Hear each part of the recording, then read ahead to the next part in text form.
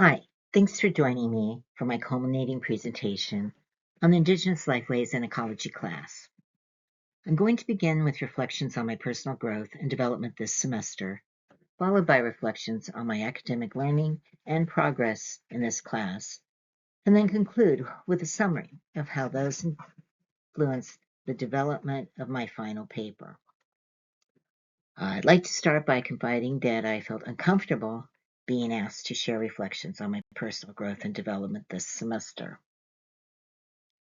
So uncomfortable, in fact, that it's been a real challenge to prepare this presentation. And unfortunately, it has taken very valuable time away from other pressing academic and personal obligations. In my mind, some things are truly personal and do not need to be shared, yet I felt pressured by this assignment to do just that. As I was thinking back on the Aboriginal Art Museum Union, I recalled that the artists specifically did not share what was sacred to them, and that not everything was meant to be shared with the public.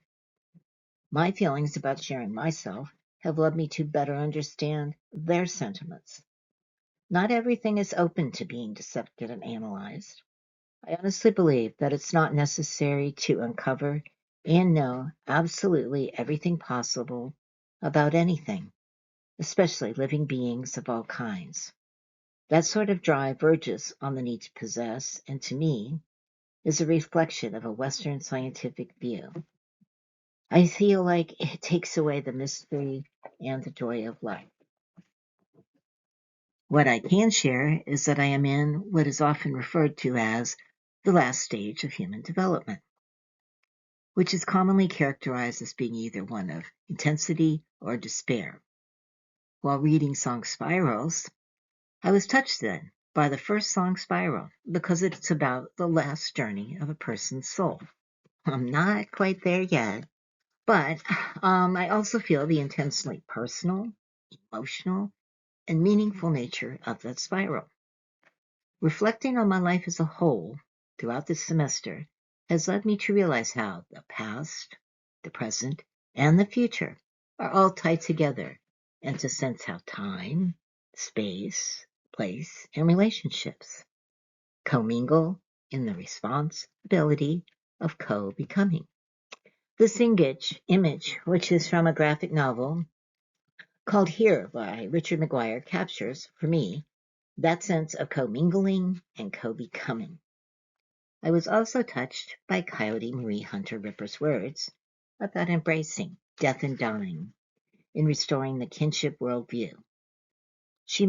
We must remember we are all one and that our essence continues on. I know when it is my time that my deeper understanding will guide me to realize I am just continuing my journey. Ultimately, we live so that we know how to die, and we die to live again. While I was reviewing my reflection journals as I prepared this presentation, I came across this ode I had written about a place called Cedar Flat in Northern California. The tree pictured here, who lives there, is the one I have shared a sit spot with throughout this semester, and I'd like to share my ode with you now by reading an ode to Cedar Flat. The Chimariko who lived here were stolen from its land. They no longer exist. The land no longer hears their words or feels their touch. I cry, but traces still remain. The land holds their memories. I smile through tears. I cry again for those who scraped the mountain and dug it apart for gold. Sad for the land. Sad for the ones who did it without understanding what they were doing. Mad at those who did and hurt so many and so much. The waterfall's starting to run. Leaves are beginning to fall. The bear who lives on the mountain across the river is getting ready to hibernate. Acorns and salmon are plentiful. The afternoon wind comes down the canyon, refreshing. Endurance, persistence in the face of suffering, holding on to moments of joy.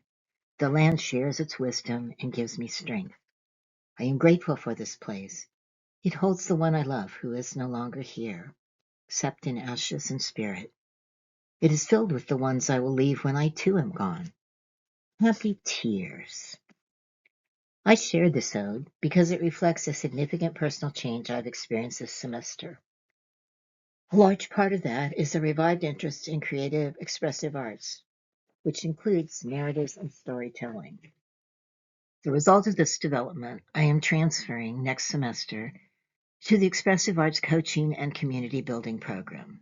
I have come to the realization that what I am seeking for the remainder of my life is greater involvement in the creative arts, less focus on academia, a stronger alignment with my personal values, and the development of a meaningful social connections. Most of all, I really want to appreciate and enjoy the journey rather than keep my eyes focused on the destination. Okay, turning to my academic learning and progress this semester. Much of what I experienced was a reinforcement or an affirmation of the previous learning and understanding in my life. For example, Gray Morning's words in Being Indigenous, that culture, language, and identity are woven together into the fabric of being Indigenous, and that the survival of those is vital to all of our futures, resonated with me, because I am a strong advocate for the preservation of language diversity and Indigenous language revitalization, and have done work in those areas. Similarly, True Tracks reminded me of a course I took more than 20 years ago, in which I first realized the connection between cultural diversity and the environment. It was also when I became aware of how much Indigenous knowledge has simply been taken, or in another word, stolen, and I realized the role that intellectual and cultural property rights play in that. Something that came often for me this semester was the distinction between traditional ecological knowledge, tech, and SEC, Western scientific ecological knowledge, along with how we could work with these different knowledge systems. I wish I could say I learned the answer to them, but I haven't. What I did learn, though, was more about the depth of concern, the discussion, and the attempts that have been and are being made to address it. The readings in the 2018 tech book emphasize conceptual distinctions rather than similarities between SEC and tech. Kimmerer, with whom I was familiar from her book Braiding Sweetgrass, advocated in this book for a polyculture of ideas and a coexistence of those knowledge systems. But she cautioned such a knowledge mutualism was far from reality. Ew, great, I thought. To the medicine wheel, where in 2024, Gruntz was also grappling with the question of how we could effectively bring these two knowledge systems together and provide space for both of these worldviews. Initially, much like Kimmerer, she saw this as a blending, but came to the realization that braiding or weaving them together was not effective. Instead, she saw that what was needed was more of a mosaic. I agreed with her. I also agreed that we couldn't just copy and paste Indigenous knowledge into the Western system. I also agreed that what was needed was transformative change, not just some form of extraction. When I read that she insisted Indigenous ways of knowing simply could not fit within the dominant paradigm, though, I felt a growing sense of hopelessness, because I could not see how it could affect any transformative change when the dominant paradigm insists on its own dominance. It came to me that this is an ugly circle. First, knowledge systems are seen as radically different and capable of fusion. Then selected parts, and only selected parts, of Indigenous systems are included, or should I say appropriated, in the Western system. Ironically, repeatedly contrasting these two systems only reanimates the distinction between them. This has caused me to ask if this continued focus on the differences and our inability to bring them together is just a smokescreen that is keeping us from actually finding a way to truly engage them with each other.